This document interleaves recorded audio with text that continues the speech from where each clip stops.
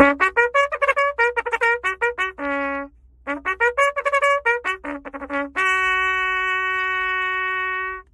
when you hear that sound, you know what's coming next. Today is a very, very special day. It is game day in the Nudelberg household. It's game day everywhere. You got the NFL on tonight. We got the book launch going on tonight. We all kinds of family and football happening in today's world. Lots of fun things happening. Yesterday was a great day. That was one. I think the GOTB live call gets better all the time. We're like, we continue to set the bar. Continue to set the bar. So it's really, really fun stuff. So a couple of shout outs before we get going, because today's going to be a really fun show, football centric, as you would expect the day that the NFL kicks off. Shout out to Ron Katz. Happy birthday. No music today because we don't have time, but happy birthday to you. Number two, shout out to Dorcas, who is a huddler from the very beginning. She opened up a restaurant called the Daily Huddle. I love it. God, and I love the logo. I love the good vibes. I love all of it. So congrats, Dorcas. It's fantastic. So I told Dorcas that, and it's just, we talk about the power of relationships. Her sister is how I worked with her sister. Her sister was a client. She introduced me to Dorcas, and she's a lifetime fan, and we're very, very excited for her. She's in Bartow, Florida, so the chances of the Huddle going live there are slim. We are probably not coming to Bartow, but there is a possibility that we open up a Daily Huddle cafe down here. I mean, we are connoisseurs of coffee shops. I was gonna say, we're gonna run a coffee shop. We might need to run a coffee shop. I was gonna say maybe you could send us like some swag, but we're already pretty, good in the Daily Huddle swag department. I asked for the swag right away. And then finally, before we get to wake up call, we had a guest client friend come in last night who's in town for tonight's event. So I said to him, "Where you staying?" He's staying on the beach. There's our friend Andy Smith. So we brought him to S3, had a couple of drinks, we talked, and I'm so proud of him because Jake sat there and said, "Look, we've been on all of these calls and all of the stuff we do together. I don't really know you, so I'm going to go full on Nudelberg on you and say, hey, what's your story?" Bang. That's awesome. This is great. And so he shared. We had a good time. It was really, really fun. I got one more shout out because wait. I'm not done. So in the work that we were doing, Andy opened a company called Blacksmith Ventures. I love the grittiness of what a blacksmith, does and how he's using all the imagery. And I said, hey, listen, I'm a big fan of 3D PR. Why don't you go down the road of creating something like, a horseshoe? He brings a gift last night. Oh, it's a horseshoe. Wait, look at this motherfucker. Oh, wow. And it says, let's kick ass together. I love it. That is fantastic. So, and you know what? It's weighty. It's got real body to it. So kudos to you, my friend. Well done, Andy Smith. Great stuff. All of us to do that. This is what we call physicalizing the brand. Really cool. So, what's your shout out? In the honor of just connecting good people, last week I had a virtual coffee with Lori Kosnewski from Pittsburgh, right? I didn't really know her story. I got to know her a little bit. Turns out her mother and father-in-law were big-time Pitt supporters. Mother-in-law is like 80 years old, still goes to every game on the 50-yard line. I happen to know Taekwon Underwood, who is the receiver coach there at Pitt. So I said, hey, I would love to connect you with Taekwon. I don't know what will happen, but you introduce good people and good things happen. So I connect them through a text, and then I'm a part of the chain as they go back and forth. Not only are they connecting, not only are they going to do something with Lori's mom, but they got tickets to go to the game now, to be at the game against Tennessee this weekend in Pitt. So just shout out to Taekwon because he's a great human being. But just you put good people together and good shit happens. And then on top of that, I'm having Coach Wanstead do a video saying hello to her. It was obviously a pit Love rat, good coach there. You should get Gus involved too, man. It'd be a whole pit connection going on. Let's wake this thing up. We have so much fun stuff today. Wake us up. Wake up, everybody. Get up, get up, get up, get up. Wake up. Come on, come on. Wake up, everybody. Teach a new way. Maybe then they'll listen what you have to say. Wake up, everybody. No more sleeping in bed. No more about to thinking, talk, but thinking ahead. Come on.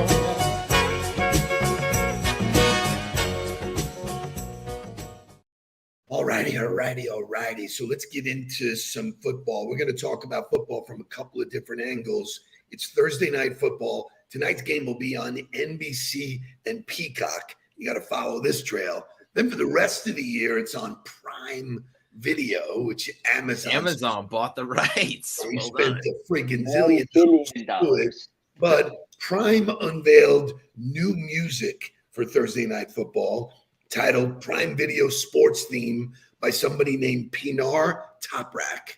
Pinar is a female orchestra leader. She wrote the music and the score for Captain Marvel. Listen to her rock Thursday night, baby.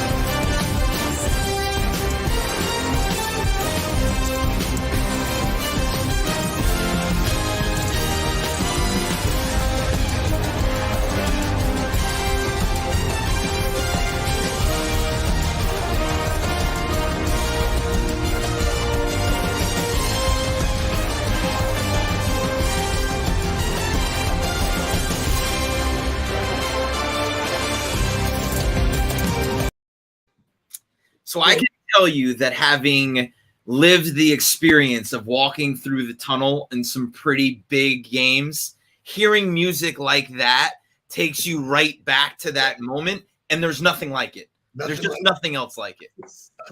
I remember when you gave me the chance to walk out of the tunnel and the band was going crazy and there's 100,000 people going nuts. So that got me jacked up.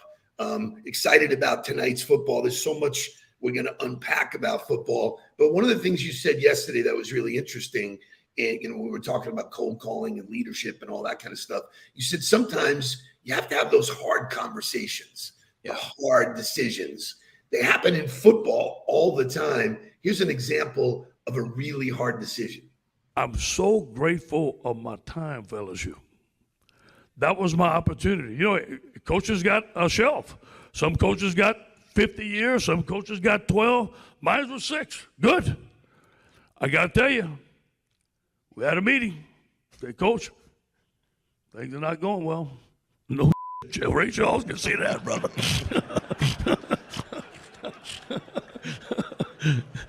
And they were good. And Scott Woodward is a friend of mine today. Really, really, a lot of respect for the way they handled me. So what's next? Well, I got to tell you this, though. Say, Coach, you got $17.1 million on your contract. We're going to give it to you. I said, what time you want me to leave and what door you want me out of, brother? Ed Ogeron is an absolute national treasure for those of you who don't follow college football. That is a man that has had a extensive career working with a lot of different people. And he got his shot at being a head coach. He got paid very, very, very well, got himself a national championship and did what they could do. And did what he could do, man. And now he takes $17.1 million into the sunset. So good for him. So the NFL is doing very well, right? And college football is doing well. I think that they had an opening weekend that they could be proud of. But what's not doing well is actually youth football. Correct. Right? And I think that I want to take the conversation here because what the NFL is doing is trying to promote the play of youth in football because the numbers are dropping. And there is a social demographic conversation to this. There is a racial conversation to this because what you're seeing is that more and more parents are more aware of the effects of collisions, of head collisions, of the sport of football and the long-term effects of it. And they're not allowing their kids to go into the sport early, which, I mean, it happened in my backyard in Cooper City, where I grew up playing football. The Davie Optimist League had to close their doors because there wasn't enough kids, and Cooper City didn't have enough to field a team in every weight class. So they had to combine parks in order to be able to have enough teams to fill all the weight classes. So this is an issue that's worth talking about. So I'm glad that Jake is here, literally, because Jake played where he was the center of a lot of hits. And so you could be that parent that says, I'm not going to put my kid in harm's way. I don't think it's worth it. But I can tell you as a parent of the both of you guys, the lessons that football/sports taught you were invaluable. I mean, look at what football did to you, Mark. Player, coach, business person, that journey, and now your book that ties it all together that says, I learned a lot of shit that I'm applying in my life. I learned it from my dad in business. I took it to sports. I learned it in football as a player. I understood. I didn't have the skill set, but I understood the game. Then I took it as a coach, now taking all that, wrapping it up and taking it to business. I could have easily made that decision after you and said to Jake, go find another sport. There were a lot of people. It would not have been an easy decision. I'm just telling you that right now. You and I would have been at odds over that one. Would have been a lot. There were a lot of people, and I think it's migrating to lacrosse. And lacrosse is not a non-contact sport. It's interesting, and because everyone talks about team sports, you talk about baseball, you talk about basketball, you talk about even the individual sports. The thing that football has is you go through a lot of pain, a lot of mental pain, a lot of physical pain, and pain in the good way too, not in a bad way or your body's in pain. You just have to push yourself to do something that is so probably not in what your brain wants to do. And it's not a natural thing for a human to do is to take their body and run it full speed into somebody else's body. So that in itself in the sport of football teaches you to overcome mental obstacles that no other sport's going to teach you. Maybe lacrosse, definitely hockey, right? But if you're in South Florida, hockey's not really an easy option for you to get into. So for me, that the physicality of the sport, you're not going to get that in basketball. And I'm not taking anything away from other sports and saying there's not toughness, but football is different. Football is different in the way that you have to rely on teammates. Football is different in the way that you have to overcome mental obstacles to do something that is not physically natural. And forget about what the risks are. There are risks, right? You could take a hit the wrong way. Something could happen that would be, negative in the way that your body could be affected. But ultimately, I think it comes back to leadership, which I think it always does. So there's a technique to playing the sports that needs to be taught at a young level. I think there's more responsibility on the coaches to say, do not lead with your head, so there's better equipment. It's a faster sport. Yes. So there's always a give and take, but off the field, the non-field things that sport taught both of you cannot be taken away. Jake was a pain in the ass kid. He Football saved my life. Football saved my life. Football for America. Football for kids. My stance. Thank you. He was a pain in the ass. You know what? I know it. So, So we talk about leadership. Like, we make it a big deal about it's the leader's fault for teaching the wrong behaviors at such a young age. The problem is the people who are coaching kids have no idea what the hell they're doing. They either played football in the past, or these are not certified coaches, especially when you look at the inner city, if you want to touch on that. And they are teaching, and you see the videos every day on social media of two kids at 7 running directly at each other. That's not football. So this is, to me, like, the NFL is spending a lot of dollars to have Peyton Manning and Eli Manning promote the sport. Those dollars could be much better spent, right? Like, the Liberty City program is a unbelievable program. It's run by Luther Campbell, Uncle Luke, for those of you that are familiar with the hip hop scene. He does unbelievable things for those kids. They're sponsored by Adidas. They have some of the best facilities in all of the country when it comes to youth football. And that is a refuge from the neighborhood. That is, there are single parents that are sending their kids there to be protected from the neighborhood. And you have guys like Devontae Freeman, you have guys like Xavier Rhodes, you have guys that come out of those parks, Teddy Bridgewater, that look back at the Liberty City Warriors youth program that says, that's what gave me my start. That's what gave me the opportunity to get out and have success. So for the NFL to be spending money to promote the sport through commercials, instead of giving that money back to the programs of the youth teams to have proper technique coaching, proper coaching development, proper resources for everybody to play the game the way it should be played, because ultimately you're going to learn the greatest lessons you could ever learn from that game, like the discipline. And for me, I learned that it was okay to not be the most talented, but that didn't mean that there wasn't a spot for me still. I still had a role, whether it be being on special teams, or whether it just be being the guy that would step up in front of the team and hold people accountable. I wasn't a leader because of the way that I played. I was a leader because of the way that I practiced. I was a leader because of the way that I did everything else. I wasn't the most talented. I wasn't the most gifted, but it taught me that I could still be really successful without being the most talented. Not a lot of sports that are going to teach you that. But I think this is a real important takeaway that I got from all the people I worked with. The replacement of the guys, being part of the team, being part of the locker room is a real adjustment for guys. God rest his soul, Junior Seau, who was really close to me, he was lost when the game went away from him because that's where he lived. That's where he was connected. And it's typical of a lot of the work that we do now. I'm going to bridge this. Everybody thinks you could just slap money or advertising on it to solve the problem. Right. Advertising's not going to solve this problem. That's typical Madison Avenue NFL bullshit. Right. I'm sitting in the fucking tower and I'm going to get 2 white quarterbacks. Right.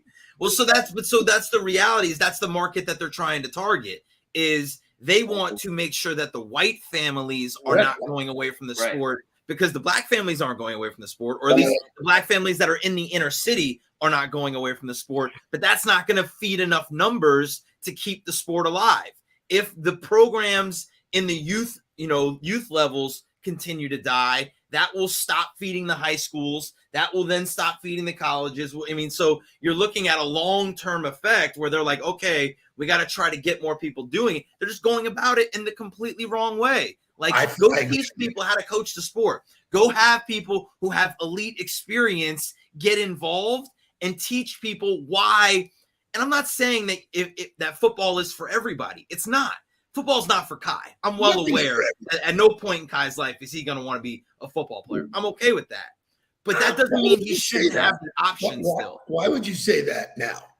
Because I know. I know. Like, come on. I love my son to death. He'll be a lot of things. He may be a baseball player, might be a very good baseball player. Football's not going to be his jam. I can already tell. Okay. Do you want to show them some of the Peyton and? Sure. Let's show one of the commercials so that people get an idea on what we're talking about. All right, here we go. The sheriff is here. That's me. I'm the sheriff. We're going to do things the old school way, the tried and true football way. Boring! I mean, the guy gets football, but he just didn't get us youths. Enough was enough. We had to show him how we play. Come to find out, I'm a natural touchdown dancer. He was terrible. But he had fun. That's what this game's all about. Right? That's good? That's good? I always hear you kids talking about this is fire, that's fire. Okay, let me tell you what's fire. Conditioning. Everybody knows us Mannings are in peak physical form. What don't you hear, Jay? So what they're pointing to, which I actually like, is this old school versus new school idea of what football is, because there was a tweet that got sent out yesterday about a comment that Tua made about Mike McDaniel, which he said, Shay, do you have the picture of the tweet? Can you throw it up there? No, we don't have the picture of the tweet. Okay, it was connected on the email that I sent, but that's fine. He talked about Mike McDaniel creating a safe space. He used the word safe space for people to bring up ideas and for, them to feel comfortable communicating to leadership and not feeling like they were going to get judged or brought down from it or be punished for it. That got roasted on Twitter, right? The people were like, safe space? That's a soft word. And they immediately attacked Tua or attacked the comment for it being this soft concept. But that's where the rub is when people think about football, they think about two-a-days and hard-nosed grinding. And I would never let Kai or Jules play football if the coaches ran it the way it was ran when I was 10 years old. We did nothing but hitting drills every Monday. Hour and a half practice. We didn't do anything but hit each other for an hour and a half. I would look at the leadership and say, if that's the way you're going to run it, I don't want my son to be a part of that program because that makes no sense anymore. We've evolved since then. But you have people who have that connotation of football where that's all it's about, is that old school, do it because I said so. But it's evolving. Leadership is evolving. The sport is evolving. And I think it's important that as it evolves, we continue to offer the opportunity for kids to be able to play it and learn from it. I agree. I think, everything has evolved, every business, every sport, and so, that old school mentality, I think you see teams at the end of the year that get burnt out because they're hitting too much. Right. Professionals, you got to rest, you got to relax, you got to take care of the body. So I think there's so much more to football now than there was then. The technology, the medicine, the recovery, all of that works. But what stays the same for me is the camaraderie, is the discipline, is the, get after it kind of work. Yeah, work ethic and discipline. Jake, you were going to say something? Yeah, just being someone who had multiple concussions, really bad concussions, knocked out cold on the field multiple times, I wish they would address the problem that exists head on. Instead of trying to make it like it's not a cool sport anymore, it's nothing what it is. People love football. Watch the numbers of what are watching. That's not the problem. And it's not the problem that exists in the NFL with the injuries either. They've had movies. The movie Concussion is fantastic. If you've never seen it, they tried to hide a real problem that existed. They tried to hide it. And people were getting sick and having real long-term effects. And I think if they just educated the public on what they're doing to make the sport safer with the bubble helmets. They are doing things that are backed by study, and I really wish they would use the platform they have. Look at Scott Ogilvy's comment. Scott says head trauma is a huge issue more than any other factor. So what kind of head trauma? You need to be really educated in this topic because two men that are 250 pounds running 4.6s is a much more severe collision than two kids that are 65 pounds that are running 5 miles an hour, right? So the head trauma of a normal collision is not severe with young kids that are playing. Now, if they're not taught to hit the right way and they're hitting with their head down and they're leading and spearing, yes, bad things can happen, but you're not going to get CTE from playing youth football. You may get CTE from playing high school football and not being taught to hit the right way. Here's a stat that'll change everybody's mind. There's more concussions in female soccer than there is in any other sport. There you go. You go. It's a great conversation today.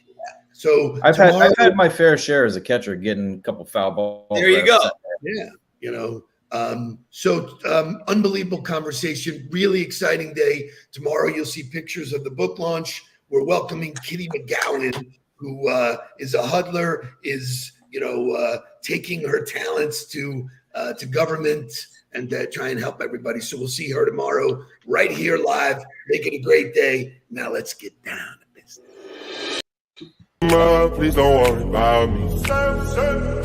I'm about to let my heart speak. My friends keep telling me to leave this. So let's get down to business. Let's get down to business. Give you one more.